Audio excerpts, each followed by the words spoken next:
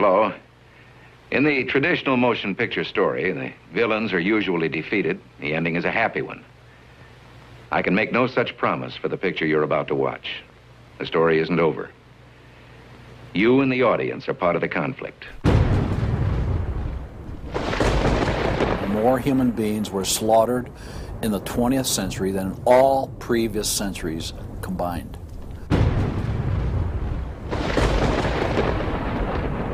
We're talking a congressional record, 135 million dead. Their entire purpose was to detach our culture from any moral anchors whatsoever. You look at the changes in America since 1960, perhaps. The whole culture's been transformed. They're coming out of the belief that the village should raise the child. The village means the government. They have deliberately destroyed the American family, understanding that's the foundational block that builds a society. We've come from Norman Rockwell's America to, Hugh Hefner's America. If we lose the Judeo-Christian framework, we're lost forever. The left wants you to think that the cultural changes that have taken place in America since the 1960s have done nothing but progress us forward toward a brave new world. They look at what holds society together, they understand it, but they don't want that. They want change, and they will subvert and rot every good and decent thing we believe in because they have a vision for a new society, and that must mean the replacement of the old society.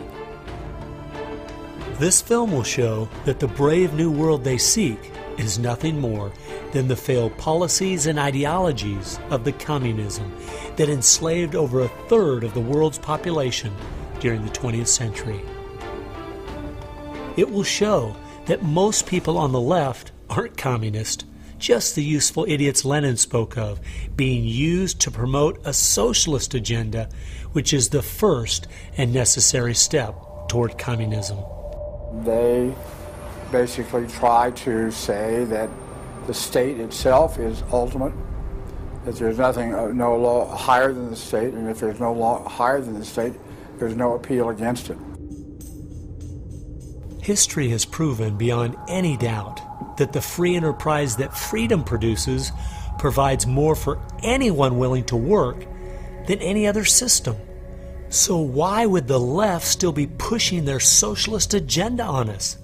I mean, it's really just microwave communism. There's only two possibilities. They're either ignorant or they're evil. From my investigation over the last 2 years into what has caused America's drastic decline, I'm sorry to say the left won't be able to use the ignorant card. They've left too much evidence of their agenda in their books, articles, and speeches. No, America has an enemy that is getting very close to accomplishing its plan of destroying the greatest country in all world history. Once people figure it out, they're going to do what people everywhere do. They're going to start protesting, and they're going to start revolting. And when that happens, that's when the powers that be feel threatened, and they use the power that they have.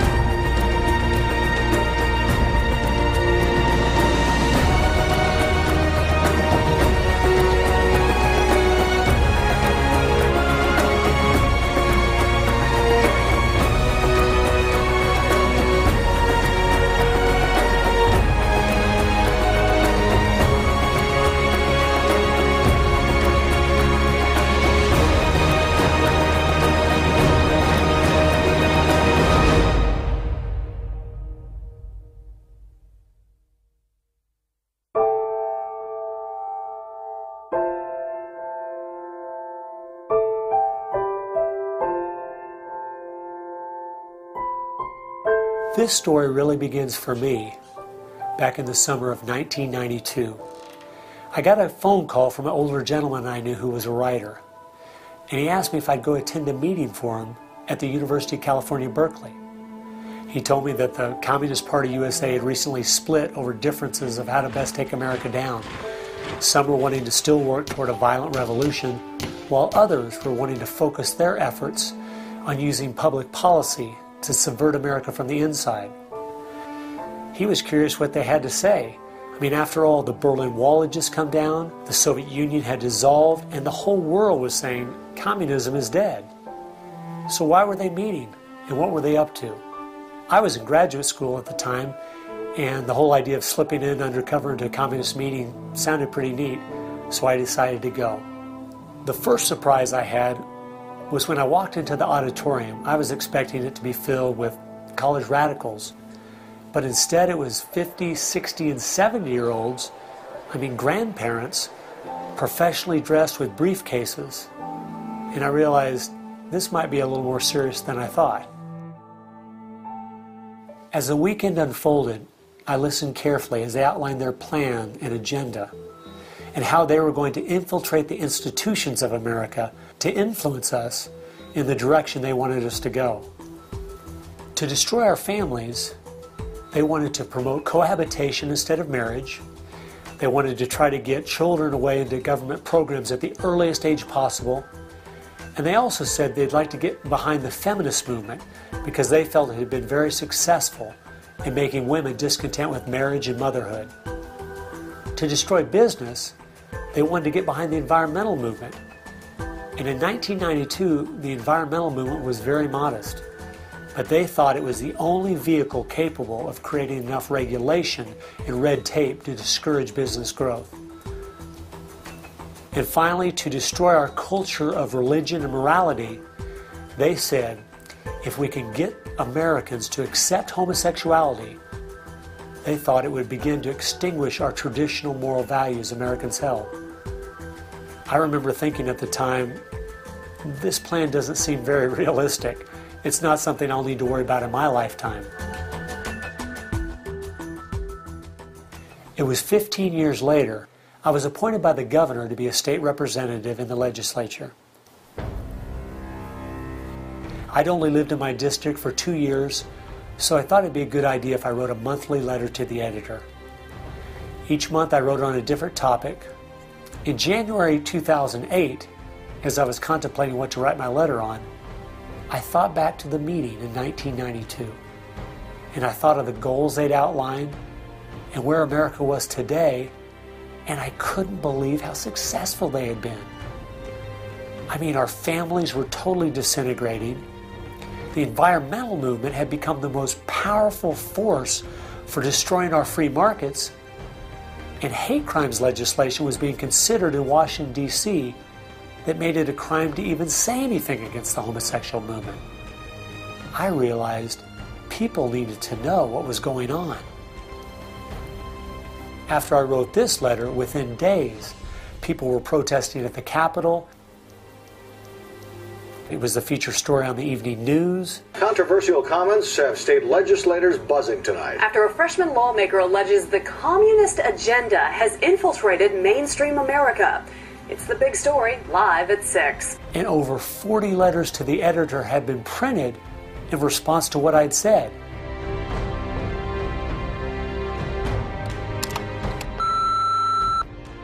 Hey, I just wanted to give you support on your newspaper article. Don't let them grind you down. Fight. I realized then I'd hit on something. One of the letters written in my defense stated that a book from 1958 had outlined a similar agenda. And this got my attention. The book was The Naked Communist by Cleon Skousen, who had been a former FBI agent. And inside the book it documented 45 current communist goals from 1958. And as I slowly read through the list, seeing how specific their agenda had been to subvert us on the inside, I couldn't believe it.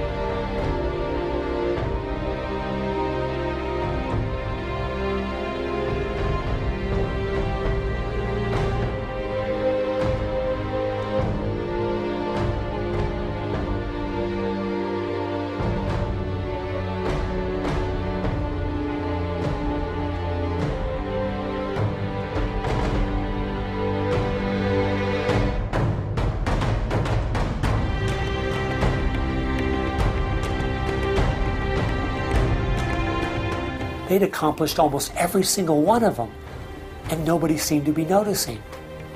For at least the last 50 years, they'd been working actively behind the scenes, in the shadows, trying to move our people and our culture in a direction that was designed to destroy us.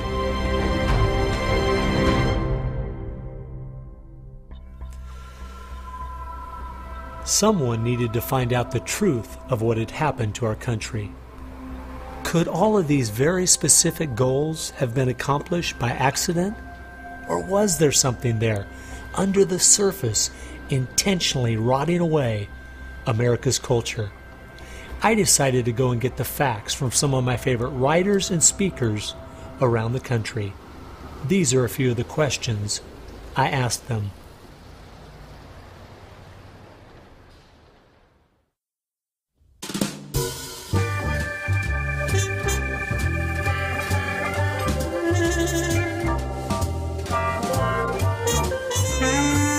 The common myth is that communism is dead, but there are more Communist Party members in the world today than there ever have been. One of the things the communists are doing worldwide is not using that name. And so what we have is people with some of the same ideas masquerading in the United States under a variety of names. They're even trying to get away from the word liberal to describe them, and they're trying to call themselves progressives. If you go to the American Communist Party website, all of the programs and policies they support are progressive. So progressives are anything from a hardcore liberal to a communist to a socialist. They all call themselves progressives, and they all have broadly the same values and work together. J. Edgar Hoover is called the masters of deceit. And a good magician raves one hand in the air while he's doing his dirty work with the other hand. And while everybody's saying communism has died, they moved through much of Africa. Communism was resurgent in South Africa. Into South and Central America. Right now, 6 countries in Latin America are now communistic. We have communist China, we have Cuba, North Korea, we have Vietnam. It still dominates behind the scene in Russia. It's still very strong in Eastern Europe. It is strong in the EU. It is strong in virtually every country in the world. Whittaker Chambers said, communism succeeds because most people that promote communist causes are not communist. The useful idiots, that Lenin called them, it gives it an air of legitimacy it would never have if it was identified with communists and communism. So why has it been so easy for them to get people on the left who aren't communists to push forward their agenda? Once I looked at the political scale, it all started to make sense. On the far left, you have 100% government, and on the far right, zero government. Anarchy is no government and doesn't make sense at all. On the far left, you have socialism, communism, and Nazism, all systems that have a socialist form of government with only slight variances between them. Traditionally, Republicans were slightly to the right of center, and Democrats were slightly to the left. In recent years, though, through the radical influence of the media, Hollywood, and the multitude of Marxist professors in our universities, both parties have slid to the left, with the Democrats going so far they have openly joined hand in hand with the radicals. That's why they all work together. All the groups on the left now have the same goal, a socialist America. I thought we were over communism. I thought, okay, we won that battle. The Berlin Wall came down. Ronald Reagan won the day. We've got to look and see how he fought this, because we're fighting it again on American soil. Not hostilely attacking us like we feared in the Cold War. It is from within. And it has no opposition. None. And that's the frightening thing.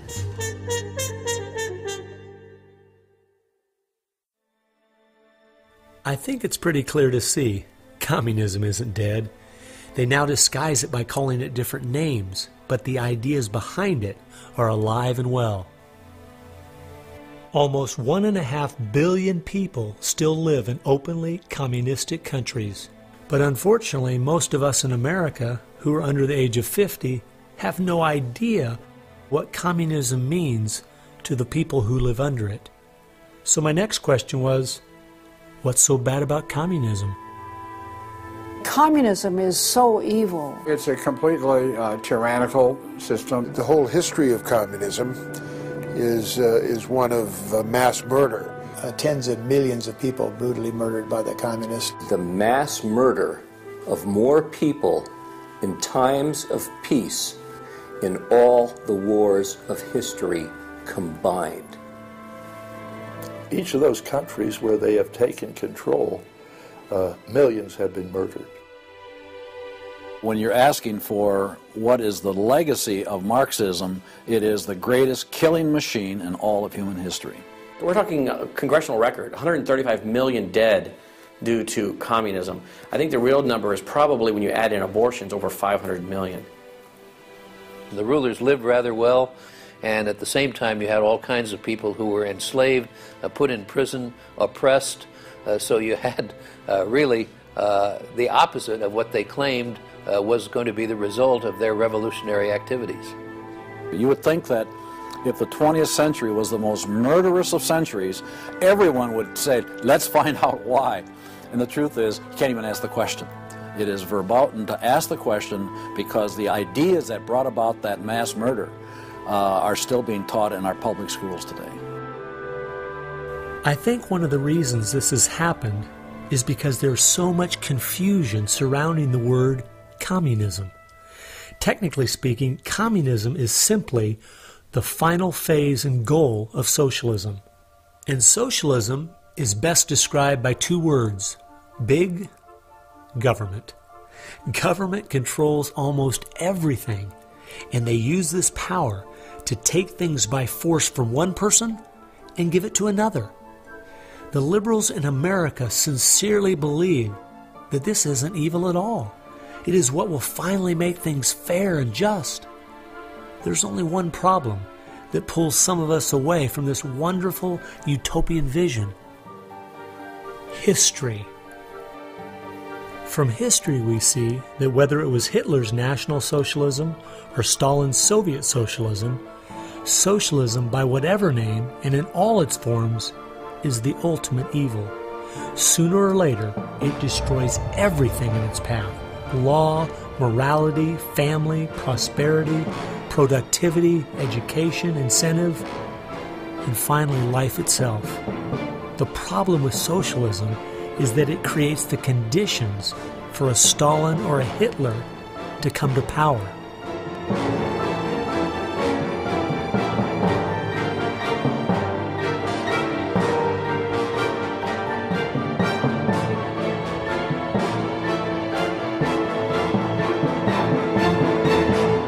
And that's why communism has such relevance today. It's the final destination on the road we're traveling.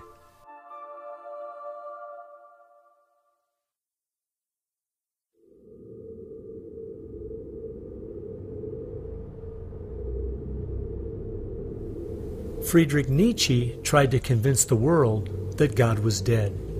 Charles Darwin tried to prove that humans are simply part of the animal kingdom.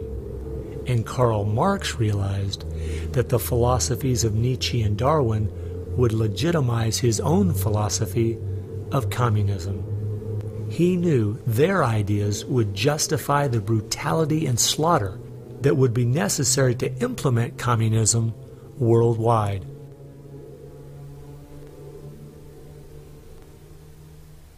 It was in March of 1883, Karl Marx, the father of modern-day communism, died. The assumption that communism would die with him was a logical one, since only 9 people attended his funeral. In October of that same year in London, England, a group was forming called the Fabian Socialist Society. The Fabian Socialists decided that they were going to socialize the world incrementally. They called it socialism by evolution instead of Marxist socialism by revolution. It always worked in tandem with the communists.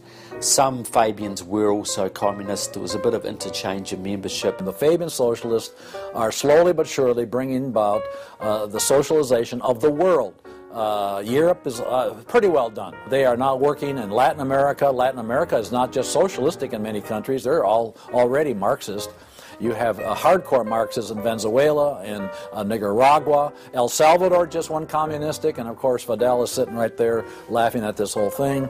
And we haven't even figured this thing out yet. We don't even know there's a red plague coming up to meet us. We think that we're just going to watch the cartoons on Saturday morning and everything will be fine. They had a lot to do with bad stuff happening. There are two things I found that gave me a good idea where the Fabians were really coming from. First of all, their symbol was a wolf in sheep's clothing. And secondly, George Bernard Shaw, who was a leader in the Fabians for almost 50 years, said, quote, "I am a communist, but not a member of the Communist Party. Stalin is a first-rate Fabian. I am one of the founders of Fabianism, and as such, very friendly to Russia," unquote. The Fabians eventually begat the Students for Democratic Society, which begat the Weather Underground, which begat basically the social changes that have happened in America in the last 40 years. Many of the SDS members from the 1960s still have an incredible influence on the direction our country is heading. One is the Reverend Jim Wallace, who was president of SDS when he was a student at Michigan State University. And yet today, he is the spiritual advisor to the President of the United States. They've been friends for many years. They go back to Chicago and the Chicago politics crowd. And during the Vietnam War, he was rooting for the Viet Cong to beat the United States Army. And when they did, he just couldn't believe it. He said it was one of the happiest days in his life. And another leader in the Students for a Democratic Society and founder of the Weather Underground is William Ayers, who has been a longtime friend and neighbor of President Obama. It came out in 2009 that Obama's book, Dreams from My Father, was even written by Ayers. So the influence from the Fabian Socialist Society goes right into the White House.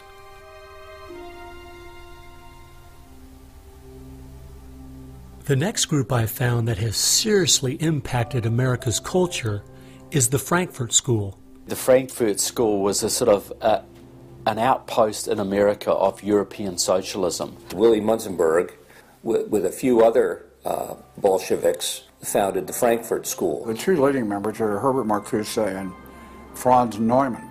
Franz Neumann was, in fact, a Soviet agent.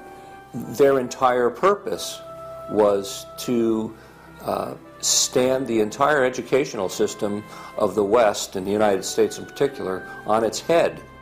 Bertrand Russell, who worked with the Frankfurt School, said, "By using psychological techniques to teach the children, we will be able to produce, quote, an unshakable conviction that snow is black," unquote. They established a school here. With the help of John Dewey. He helps bring these German intellectuals to America in 1933, drop them down at Princeton, Berkeley, Brandeis, to go after education and media. Included in those goals were the teaching of homosexuality and sexuality to children, the promotion of excessive drinking, and destruction of religion in the United States. That was a big one. And they basically started the social rot. Willy Munzenberg said, "We are going to make the West so corrupt it stinks." I love spending time with my family, July 4th, baseball, and apple pie, and my mind can't even comprehend that there were groups of intellectuals back in the 1930s plotting and planning how they could make America so corrupt it stinks. There are certain lines and certain limits, and the left has always pushed it as hard as they can, as far as they can, and will protect any pornographer, any deviant, any negative cultural form they can find. basically to degrade the culture. And that goes right along with the feminism of today, which was part of the Frankfurt School's desire to destroy a patriarchal society for a matriarchal society. In other words, remove the father as the loving provider, discipliner, discipler, leader of his home, where you instill virtues and integrity and modesty. That's been broken down on purpose because they knew if they could destroy the family, they could destroy a nation. And instead of having a father who leads and disciples and protects the home and provides for the family, the government steps in as a nanny state. The Frankfurt School developed the concept of cultural Marxism. You penetrate the culture, take it over, and then everything else will follow. And of course they did that, and today we've had a complete cultural revolution. As many people in America are familiar with the phrase "make love, not war," that actually came from Herbert Marcuse, who was with the Frankfurt School. So these guys went after education, they went for media, and they've been very successful in changing the entire worldview of Americans through what they call political correctness, but it's really cultural Marxism, with the goal being to destroy Christianity, then create chaos, and then move to their ultimate goal, which is from cultural Marxism to traditional Marxism, which is socialism. Most of the strategy to remake America from within started with Antonio Gramsci, who wrote over 2,000 pages back in the 1930s outlining how to take a Judeo-Christian culture down from the inside. The plan he suggested has been the main focus of the left ever since. Antonio Gramsci was a neo-Marxist philosopher. Antonio Gramsci was an Italian communist. Antonio Gramsci is probably the biggest troublemaker in the world. He's probably got more responsibility for our social ills than anybody else on the planet. He knew of the importance of undermining the morals and the character of this country. Because America had a strong Christian heritage, you had to attack the culture. You had to change the culture. Even to pornography, into areas that most people normally wouldn't accept. He said that we're going to destroy the West by destroying its culture. We're going to infiltrate and we're going to turn their music, their art, and their literature against them. That means that you penetrate the universities, you write the books, the novels, the poetry, the music, the book reviews. And once you control the culture, then you can sort of shape the thought of rising generations. He differed with Marx. Instead of, for example, destroying the church and the other basic institutions, he said infiltrate them and use them to change the culture. What Gramsci had to say was that this is the way that government is perpetuated and society is perpetuated is through these churches, because they set the standards, they set the framework of the way people live, of rules, how a family should be structured. He didn't want a revolution on the streets that would be overturned by the police the next day. He wanted to change society over the long term so that we'd have a revolution without us even realizing it, basically. And the communists have been very effective in promoting their ideology in Hollywood, in the mass media. And I think he was quite right. I think that's exactly what has happened. I think that's the way it's worked. I think it's working that way now. And that's where a lot of these people come from. And that's been the big success story of communism in the last 50 years. It's the professors, it's the educationalists, it's the journalists. They are the shock troops, the Gramscian shock troops of the future. And one of Gramsci's all-star disciples, Saul Alinsky, became one of the most influential radicals of the 1960s.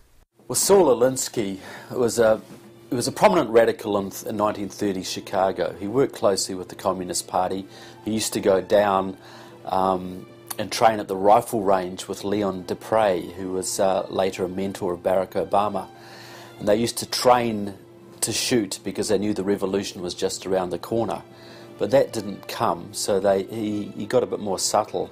Well, Saul Alinsky called for a community organizer to stir things up, to create agitation. In fact, he said, you'll be accused of being an agitator, and that's exactly what you are. He wanted the haves and have-nots fighting with each other. It wasn't until I was watching an old film from World War II that I realized what the left has been doing in America to pit the poor against the rich, blacks against whites, and the young against the old, is the same tactic Hitler used to disunify Germany.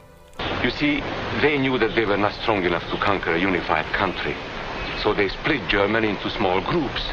They used prejudice as a practical weapon to cripple the nation. Remember that when you hear this kind of talk. Somebody's going to get something out of it, and it isn't going to be you. And they use the conflict as justification for more government to stop the chaos. So they create the chaos, and then they step in as a solution to the chaos. And as Francis Schaeffer said, once this chaos comes, most people will willingly give over to an authoritarianism because they don't want the chaos. His book was kind of the field manual, if you will, for these activist organizations. Which President Obama studied and taught at a workshop for 4 years in Chicago as a community organizer for ACORN. As I was reading through Rules for Radicals to see where he was coming from, I just happened to take a look at the dedication in the front of the book. And this is what I saw. Quote, "Lest we forget at least an over-the-shoulder acknowledgement to the very first radical, the first radical known to man who rebelled against the establishment and did it so effectively that he at least won his own kingdom, Lucifer," unquote. Saul Alinsky from Antonio Gramsci has had an incredible amount of influence on our president and on our society, and he dedicates his book openly to Lucifer, Satan. I think that says more about where their ideas and plans are based than anything else.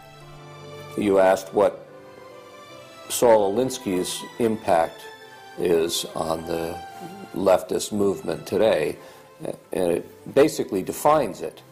It defines it.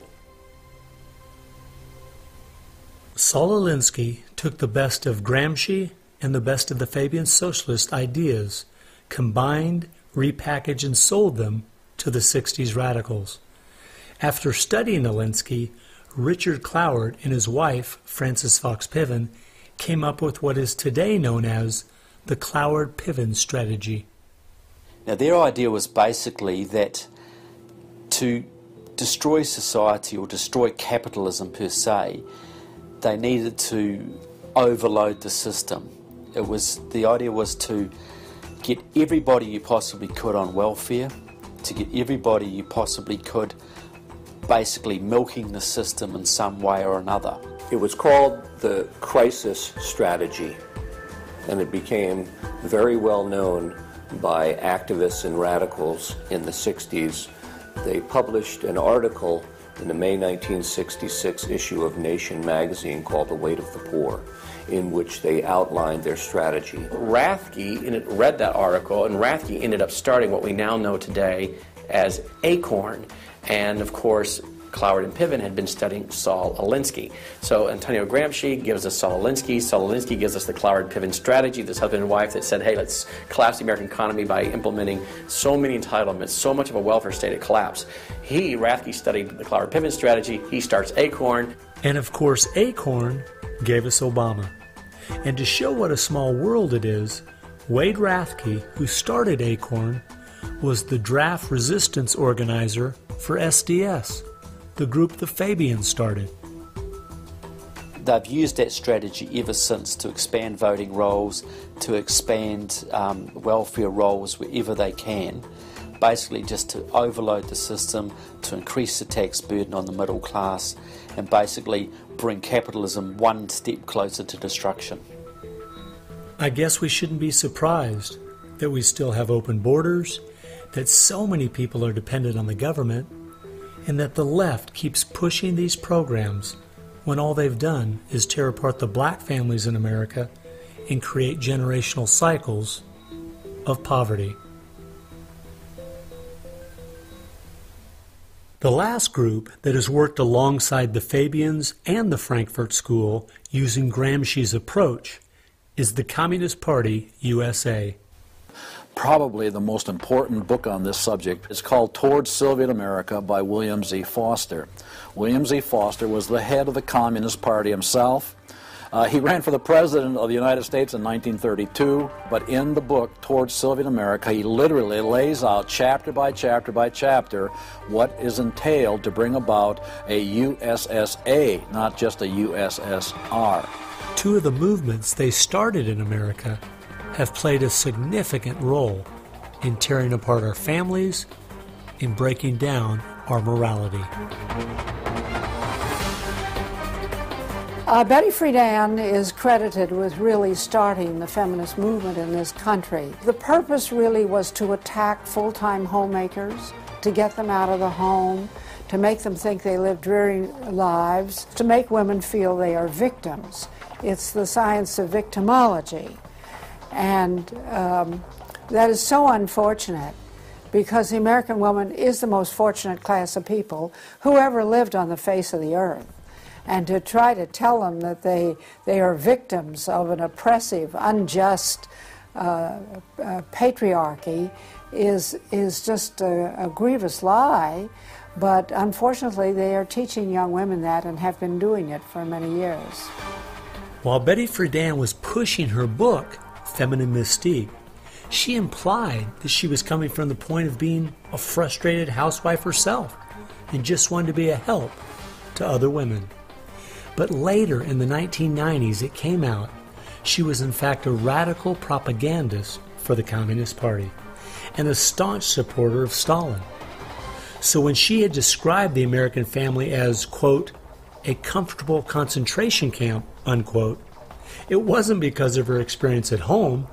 It was because she was just doing her part to dismantle our families.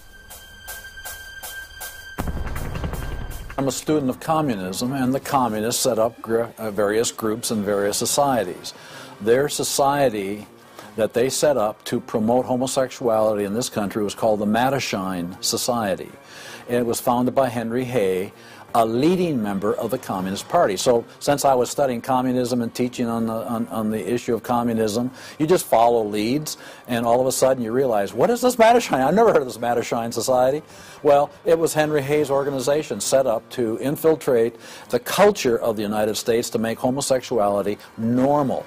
It's always been a movement dominated by the left.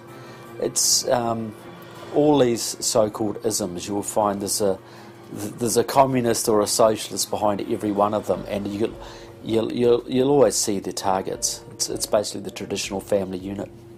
The war is still against the family.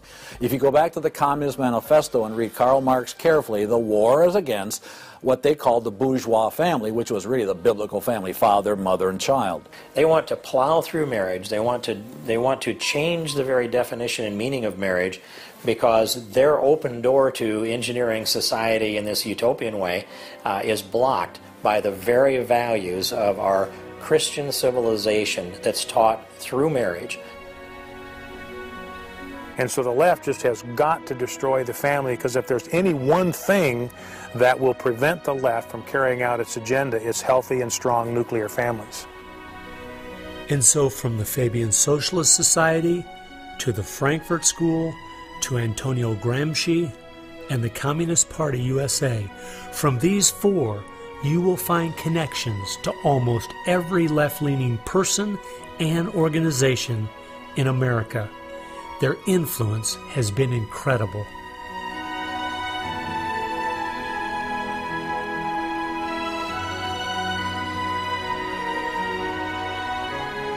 It was in the 1960s, all the groups on the left seemed to realize Antonio Gramsci was right. In a Judeo-Christian society, you will never be able to persuade people to rise up in a Marxist revolution and start killing each other off. The only way to take the culture down is through penetrating the institutions of influence to change the people from within.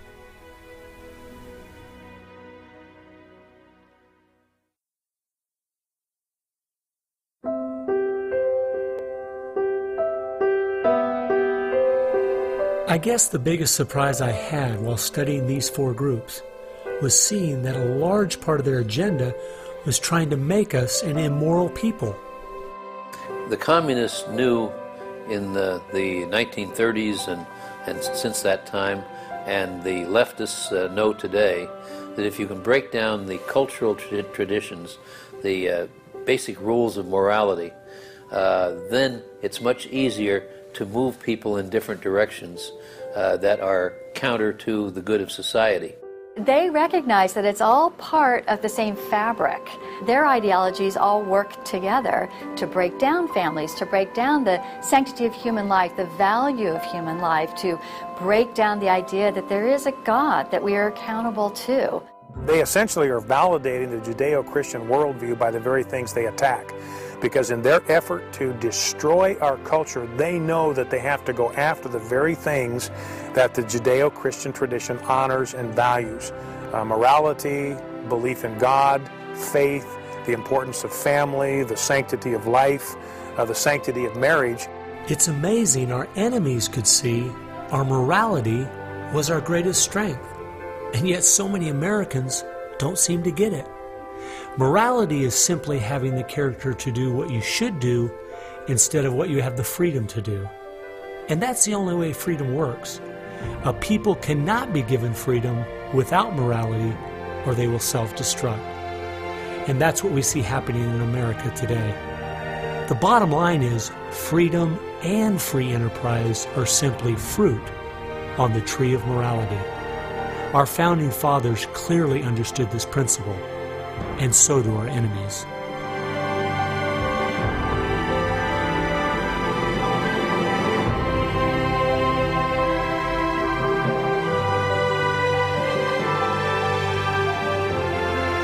There is an important fact we need to face. If we had Ronald Reagan as president, low taxes, and a strong national defense, the ship certainly wouldn't be sinking as fast as it is now, but it would still be sinking. A booming economy doesn't take care of the major problems we face. 50% of all marriages end in divorce. 40% of all children born out of wedlock. Over 3,000 women a day aborting their babies. 19 million new cases each year of sexually transmitted diseases. Schools that teach the children everything is relative. There is no right or wrong. And the list goes on and on. I recently read in our local paper that over the last 12 months, almost 7% of all high school students in my state tried to commit suicide. Our society is falling apart, whether we want to admit it or not.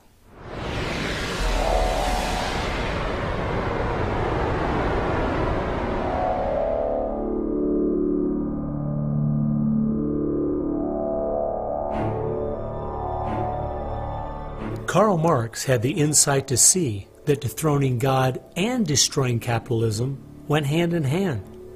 As you attempt to dethrone God by erasing the morality in a society and destroying his institutions, the family and the church, you are destroying capitalism. Because as the families fall apart and the church loses its influence, society starts to crumble. And then government has to expand to pick up the pieces. The question, as Whittaker Chambers put it, was God or man? God or man? Karl Marx was an atheist. Marx's philosophy was that people existed for the benefit of the state. What Marxism did and does, and all the other isms of the modern era, is to try to dethrone God by deifying man. You have to discredit God. He's your competition. The 20th century ushered in several ideologies that sought to devalue God and elevate man. Communism, relativism, humanism, they all deny that there's a God, and they claim that by doing so they're really elevating man. But if you look at how each of those philosophies end up working out in real life, there are always some classes of human beings that don't deserve the same value or rights as anyone else. To turn it around, to believe in freedom, the way we have been raised, you have to believe that there's something precious about every human person. And of course that's from the Bible. Imago Dei, we are all created in the image of God. Therefore, every human being is entitled to respect and dignity and freedom, and that is distinctive to biblical religion. You don't find anywhere else. Almost all the ideas that have made America such a unique and great country our founding fathers got straight out of the Bible. I guess that's why the left only has a problem with one religion, biblical Christianity. They never complain about separation of church and state when it comes to Islam, Buddhism, Hinduism, or any of the other religions. In fact, a couple years ago, the Dalai Lama came to my town, and during the school day, at taxpayers' expense, thousands of our local school children were bussed in to hear him talk. I wonder if they would ever do that for someone like Billy Graham. No, they must destroy the Bible's influence in America so they can step in with big government in its place. It's an age-old question. Are we going to believe in God, or are we going to play God ourselves? Essentially, for the left, the choice that they see very clearly is people are going to depend upon God or they are going to depend upon government. They want people to depend upon government, so they have to destroy faith in God. At its core, it's a rebellion against God and God's laws. And that's what the battle is about. That's what the assault is on. That's why Christianity is a target. And that's why we saw the gulags in the Soviet Union. We saw the concentration camps in Nazi Germany. And all the ideologies that elevate man end up devaluing certain human beings. Dictators of the left, Hitler, Stalin, Mao, Castro, and all the others, always have come to power by acting like they're going to change things to make it better for the people. Yet history has shown us the devastating results that have happened every single time. There is no example in history of big government that didn't abuse its power over the people. But people who have believed in the God of the Bible and that our rights are a gift from Him to everyone have always stood up for the preciousness of every human life. You look at those who have fought for true human rights throughout the ages, and it's those that do have a strong faith in God, those who fought against slavery, and those now today who are fighting for the sanctity of human life. Like the Declaration says, we hold these truths to be self-evident, all men are created equal. Aristotle didn't believe that.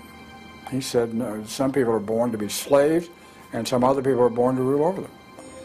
And the reason that you and I know different, and it's not because we're smarter than Aristotle, he was a smart man. But we have something he didn't have. We have the Bible. And so, therefore, that's where we get these ideas. And from pagan antiquity or neo-paganism or all the modernisms, you get the opposite. After studying this topic for the last 2 years and reading literally hundreds of their books and articles and speeches, I've come to the conclusion, whether the left knows it or not, their plans and goals can all be summed up very simply. They are at war with God. A people that are moral and believe their rights come from God would not only never want what they're selling, but would also never need it. And they know that.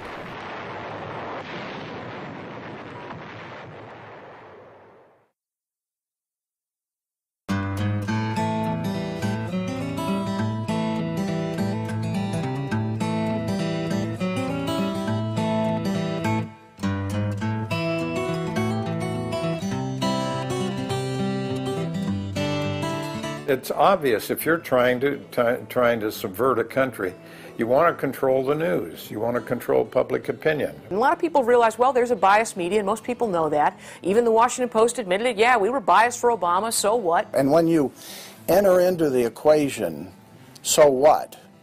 That means the biases, the opinions of the reporters enter into what is news. They decide whether you have a right to know. And it's no longer a bias. They turn from just political bias to activism. They go to the places that influence, or I should say, where they could have leverage. Generations of journalists have been trained to interpret events, interpret the news, not report the facts, interpret the news. They do not deal in facts because facts aren't effective for them. They have very few facts on their side. They've gone into and penetrated these major areas to where they can influence it in the direction they want to go. We've seen a massive shift away from old-fashioned objective news reporting to what he called interpretive reporting, what others call advocacy journalism. And it's advocacy for a cause. And as a result, we have a news media in the United States that is extremely liberal at the present time. Which was a major, major goal, to control not merely the newsprint, but the television media and Hollywood. Stalin said himself, if I could control Hollywood, I could rule the world.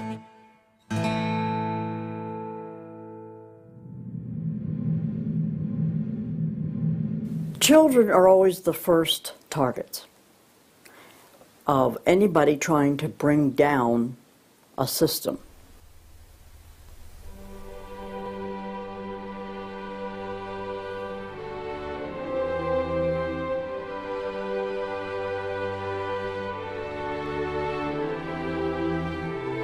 John Dewey is believed to be the most influential man in the whole area of public education. He went to Russia in 1928 to help study the Karl Marx way of education and bring it back to America. Dewey was an atheist. He was a socialist, a humanist. He was part of the Socialist Society in America, helped found that. What he believed in was that education should socialize the child to make him a willing tool of the state. It might be surprising to some that the man who is still idolized as the father of public education in America is the very man who did everything in his power to dumb down our children so that they would willingly accept his vision of a socialist America. It started with Dewey in the early 1900s. It expanded, really expanded since the 1960s. The hard left gets control of the teachers' unions and the training colleges. If you've got those two institutions, you can pretty much dictate all educational policy. The people who were demonstrating against our country and against our government in the 1960s have now become tenured professors in the universities. So they're the ones who are writing the textbooks, teaching the teachers, running the teachers' colleges. And it's self-perpetuating, because once you have the universities, then you train more cadres and more and more and more. And they discovered that they could do more to remake our country by going into the schools than they could by throwing bombs. I believe the average patriotic American underestimates the importance and influence education has on their children. That's how the large majority we had in 1980 to elect Ronald Reagan in a landslide has been lost. It's not because the other side has had lots of children. No, they're aborting theirs. But instead they're capturing ours through the propaganda they teach them, 7 hours a day for 13 years, and even longer if they attend college. We are losing most of our children to the other side because of the anti-American, anti-God, and anti-free enterprise rhetoric they are filled with in the government schools. Government schools are not teaching basic reasoning processes. They're not teaching logic. They're not teaching actual data of history and science and mathematics. And if your education is rather limited, then you're inclined to believe that government can be the solution to your problems. When you look at the desks in the schoolroom, you'll find 4 together, or maybe a table, they sit around a table. Independent desks are very rare in most classrooms because they don't want to promote the self-sufficiency, independence mindset. You go back to William Z. Foster in his book, Towards Soviet America, you will see how he has a whole chapter there on how we have to supplant education in this country and ultimately force every student to attend public school. That's the other thing. I hope the homeschoolers catch on to this. The homeschoolers and the Christian day school movement are going to have some very rough times ahead of them because the public school crowd cannot afford to have any competition. And they're being given plenty of competition by the homeschoolers right now. You see the effects of that in lowered educational standards. There's no more studying of the classics or studying of the civics or you know, how the US Constitution was formed. It's all progressive education. It's all based on the identity politics, the isms, the current trendy isms, environmentalism, racism. They're training them for the collective, and a collective mindset and a dependency mindset. And it seems that they, again, want to have people be uneducated, so then they do become wards of the state. They're dependent on the government to provide everything for them.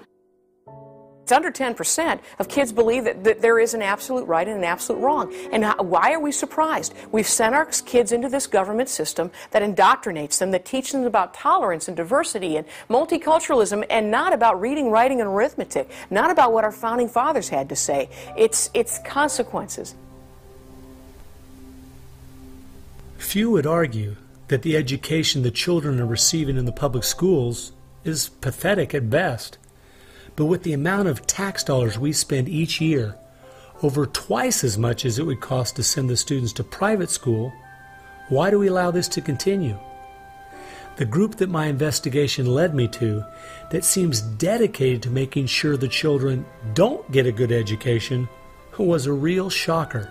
The schools are pretty much controlled by the Teachers Union, the National Education Association.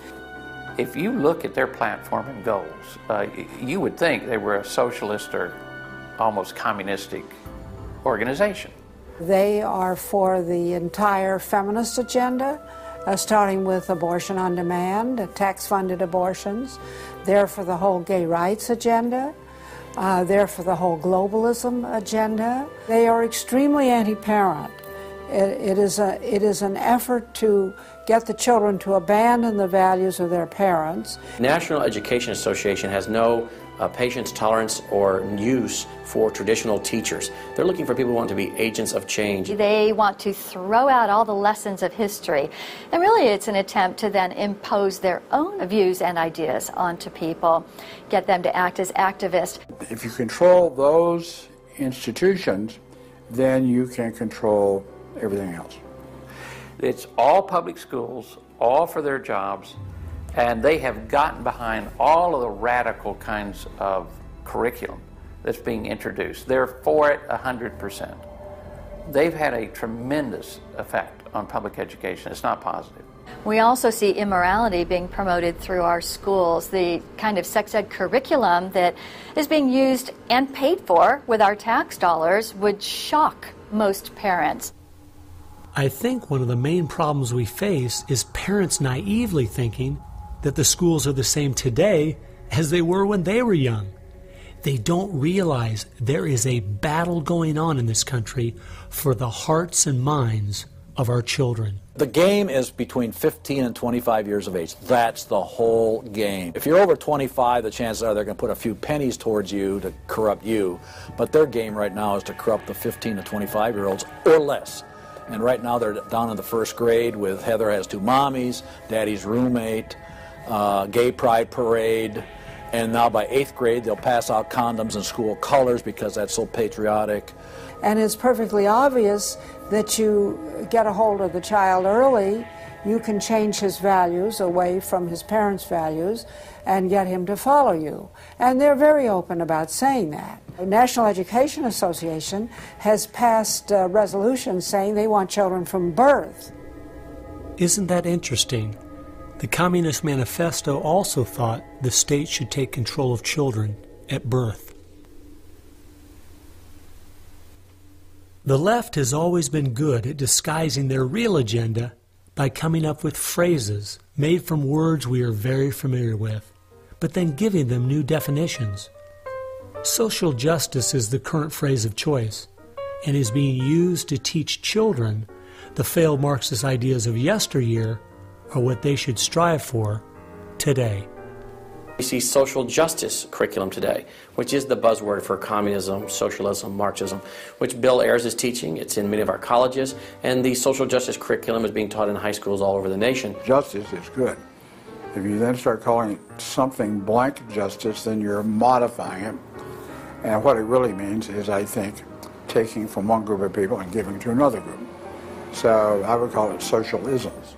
and it's used to break down the differences between the way things are done and the way it should be done. So when they're teaching social justice in the schools, they're not talking about free enterprise and capitalism and individual self-responsibility, all the things that made America great.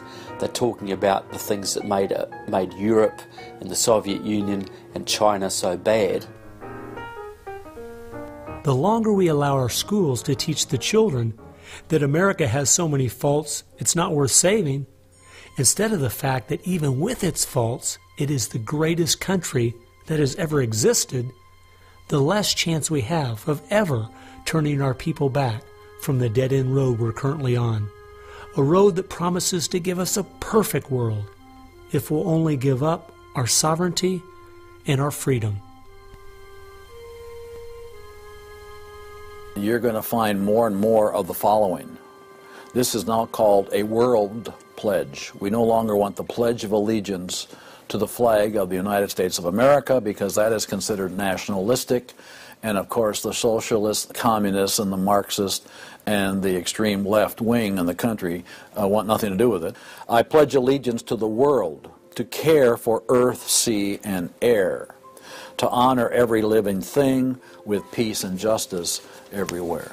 This came out, first of all, in Superior, Wisconsin. So Superior, Wisconsin was their guinea pig, and there was very little said against it, and so it would then go to the next and the next and the next, and before long you'll have the whole school system standing up saying, I pledge allegiance to the world instead of I pledge allegiance to the U.S. The public schools right now, if you'll read Towards Soviet America, have nearly accepted every item that William Z. Foster said we needed to place into the public school curriculum. And we're seeing the results. You know, people are not as informed as they once were. They think in different ways, and they think in the way that the left intends them to think. Antonio Gramsci realized that if you can take over the institutions in a culture, you will be able to use those to influence society to create the socialist man you want. I think the most brilliant part of his plan was that he realized you could not only create a man that wanted big government to take care of him cradle to grave, but, and this is the genius of Gramsci, you could create a man that needed big government to take care of him cradle to grave. A man so dumbed down and so minimized in society, he wouldn't have the intellect or character to take care of himself. The reason this is so deadly for America is that once we have a certain percentage of the population in that category, our limited constitutional form of government is no longer possible because too many people won't be able to exist in that framework. We are approaching that tipping point rapidly.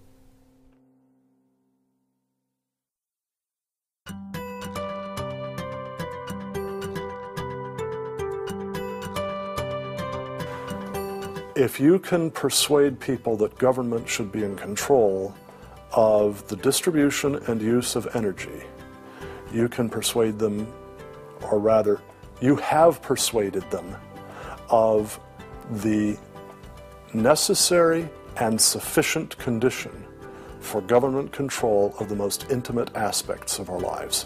One of the main thrusts of socialism these days is obviously through the environmental movement. You know, one hates to pick on Al Gore too quickly and easily, but I read the whole of his book, Earth in the Balance, Ecology and the Human Spirit, back in 1992 when it was first published. And if you know anything about the history of political philosophy, you read the last chapter in that called A Global Marshall Plan, and you understand that there is no way to implement what Al Gore was calling for in 1992 in that book except by means of totalitarian world government. Patrick Moore, who was a co-founder of Greenpeace, and he was a very dedicated environmentalist, quit Greenpeace when he realized that it had been captured by radical leftists who were intent on using the environmental movement as a vehicle to destroy capitalism. How many factories work when there's a power outage? None. You want to hurt business, you want to drive down industrial production, you just drive up the prices of energy, you just diminish its availability, and the easiest way to do that is to make people scared to death of the cheapest forms of energy, which are fossil fuels, oil, coal, natural gas, and nuclear energy. They had already made people afraid of nuclear because of irrational fears of nuclear reactor meltdowns, which were physically impossible anyway. But then they had to figure out a way to make them afraid of fossil fuels. Well, the way to do that was to say they're going to cause catastrophic global warming. So I used to think this was just one great big distraction. If they want to put their energies toward the environment, but now I see that this is now being turned around and used as a tool to further a socialist agenda. Charles Rubin, a political scientist who wrote the book The Green Crusade, has told this story extremely well. Environment comes from a French word meaning surroundings. Well, now, what is surroundings? Everything around you, right? And so, as Rubin points out, environmentalism is literally everythingism. And so, if you were a socialist committed ideologically to the notion of government having control of everything about our lives, and you saw that you were losing the contest in terms of the creation of wealth and its distribution to capitalism, you had to find some other basis on which to promote your vision of government and to pursue its implementation. Environmentalism, or everythingism, was the perfect card. In December of 2009, when the ClimateGate scandal broke open and it became public that even the leaders of the movement knew the whole global warming idea was a farce, it wasn't them just having bad data. We as Americans knew once and for all that this movement was simply part of their agenda. It's my guess that regardless of the evidence that comes out against them, they will not let this tool they have waited the last 100 years for go to waste. A tool that gives them the absolute power and control they want, but allows them to get it under the guise of saving the planet.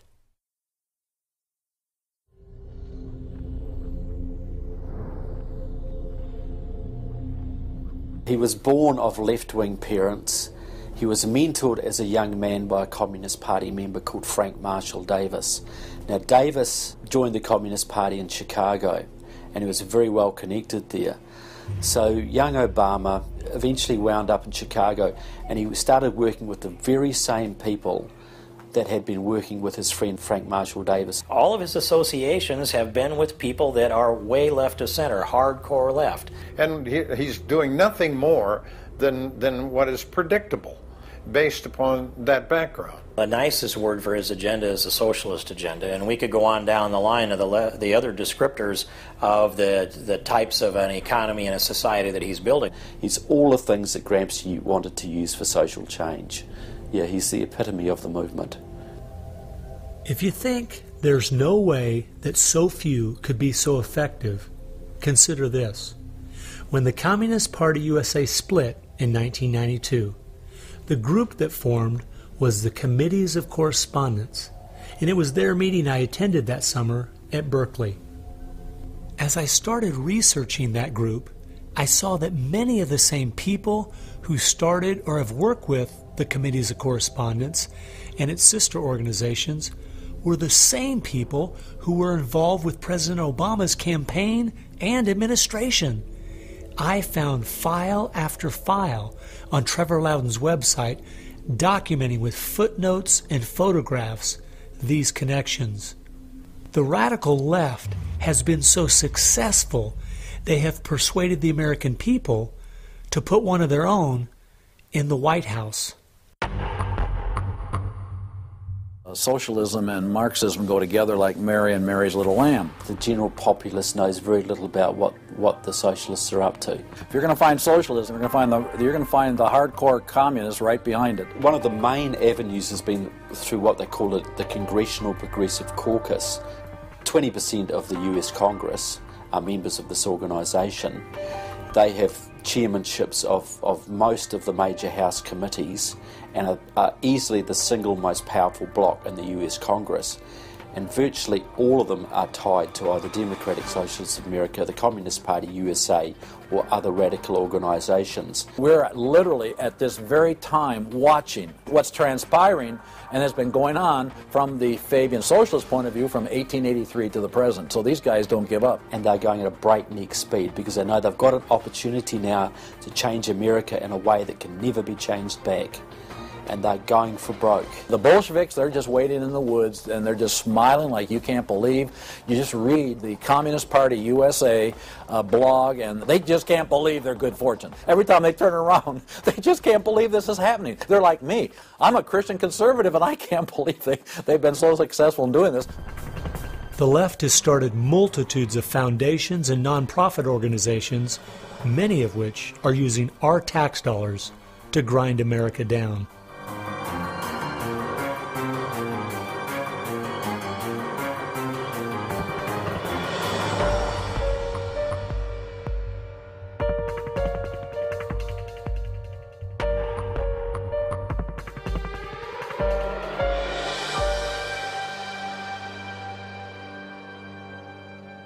They use all kinds of patriotic words to masquerade an extreme leftist orientation, which, if anything, would enslave the people in the same kinds of things with the same kind of ultimate results as communism had. The communists will let the socialists go so far, and then ultimately the communists really turn on their fellow socialists and they wipe them out too.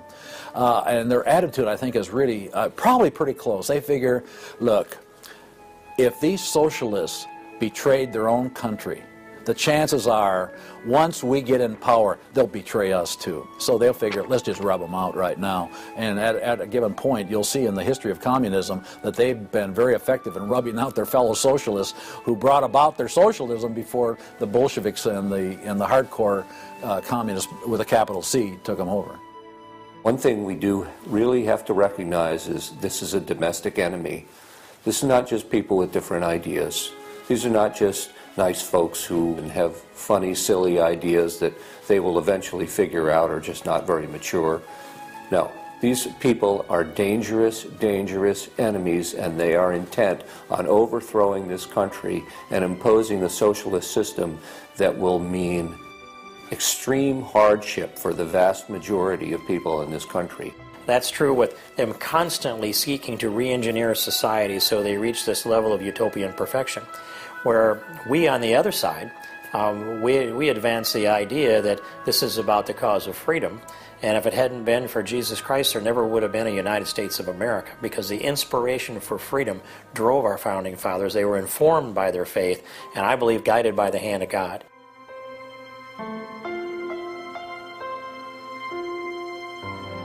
No. No. Perhaps treacherously close. It is never over until it's over. When the fat lady sings, isn't that the slogan? And when the fat lady sings, it's over. Now, she might be clearing her throat.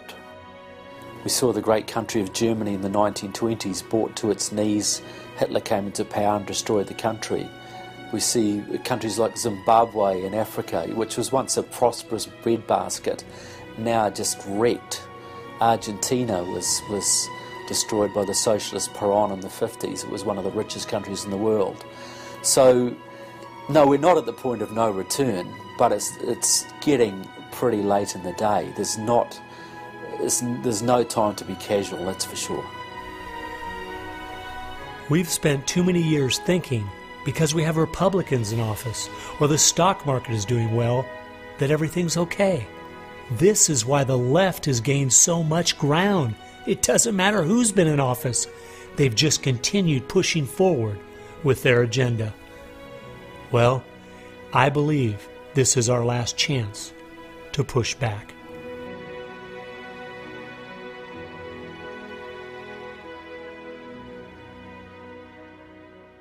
if people are looking for something to do, we have our work cut out for us. I believe one of the things that we can do that will have a profound impact in changing America is praying.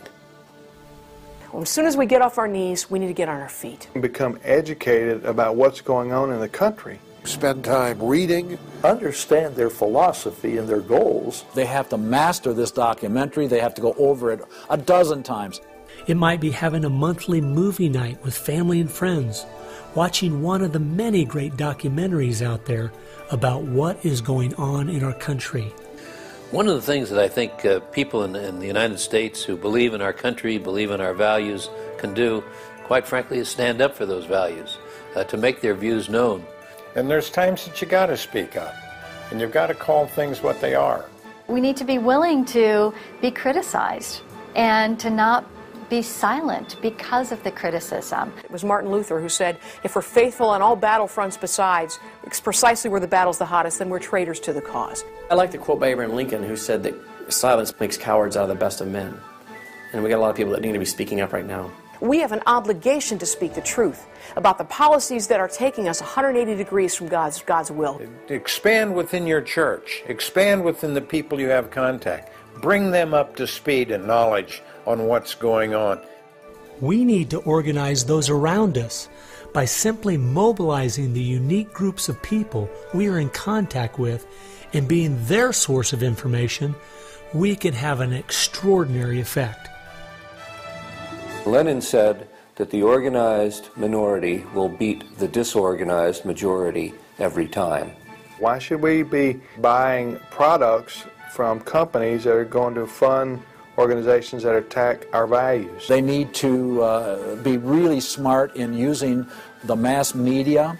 They might want to blog. Using the power of YouTube and that sort of thing to educate as many people as possible. A good YouTube video can reach millions of people. And if Susan Boyle can do it, why can't we? If you do the right kinds of things on YouTube that are creative and do them frequently, you can drive a message through society, influencing millions at almost no cost. We need to be the people who graciously but consistently make contact.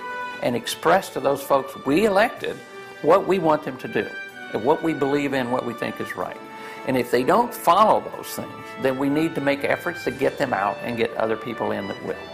Pick the good ones and stick to them. Don't waste your time on people who won't stand up for their country. All the others are making contact. The people who really want to honor America need to make contact.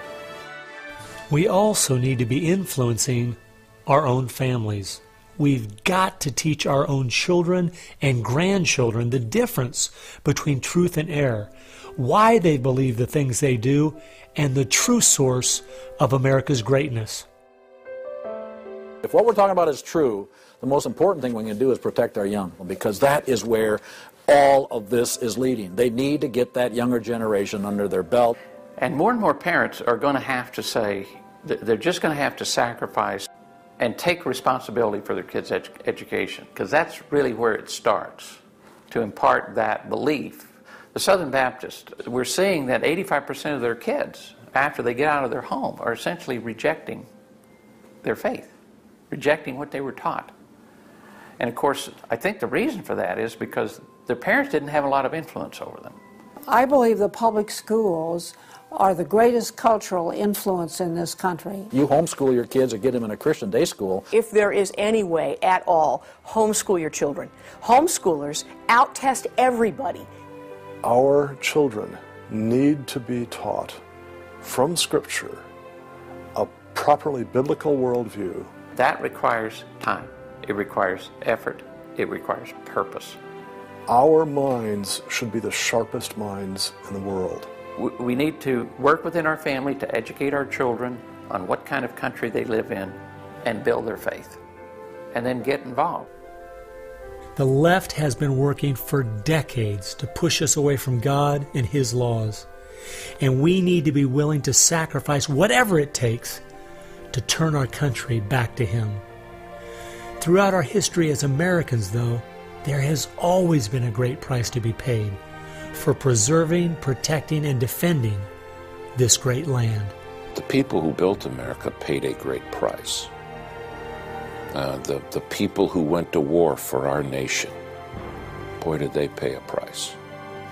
And one of the American values was, we will pay a price for what is right. We will give of ourselves, even if it requires the giving of our lives. That was an American value. That's why it is such a heroic and honorable thing when a soldier defending us pays that price. That's like when you go to Arlington Cemetery in Washington, or the Tomb of the Unknown. You stand there and you say, this is America. We were the people who so believed in these values that it's an honor to stand for, even if it can cost you your very life. One thing I think we do need to remember, though, is that as we look at those we consider to be heroes in the past, they weren't people who just went along with the status quo. They weren't people who were just saying what was accepted at that time in history. They were people who were rising up above the evil that was being committed in their culture at that time. That's why they were heroes, because they weren't like everyone else. Never, ever lose sight of the power of one individual American. They can have an unbelievable magnifying effect just by the very fact they make up their mind to do so. The hope is in this, as Francis Schaeffer said, that as the dull ache of the human soul can no longer be filled with material prosperity, people are going to turn to spiritualism, whether it be pagan spirituality or biblical Christianity. We know, according to the Denver Post, June of 2008, pagan spirituality is doubling in America every 18 months. So we better get out there, because I'll tell you, pagan spirituality and Christianity will both get you to God, but one will get you there as your judge, as your Savior. If we humble ourselves, we fall to our knees, if we seek His face, we pray, and we turn from our wicked ways, then we have a chance for God to hear from heaven, to forgive our sins, and heal our land. And if we are being judged, then we need to use this as an opportunity to show people that this judgment in this life is nothing compared to the judgment that's to come, that's eternal, and really make them understand the importance of fleeing God's wrath by accepting Him, repenting of their sins through faith and repentance. I believe that's the only chance, the only hope we have as a nation. Hope is not found in rhetoric. Hope is found in God, the God of creation. And you know what? Our founders were in covenant with that God. You need a dedicated, informed, praying Christian making things happen and being determined to do so.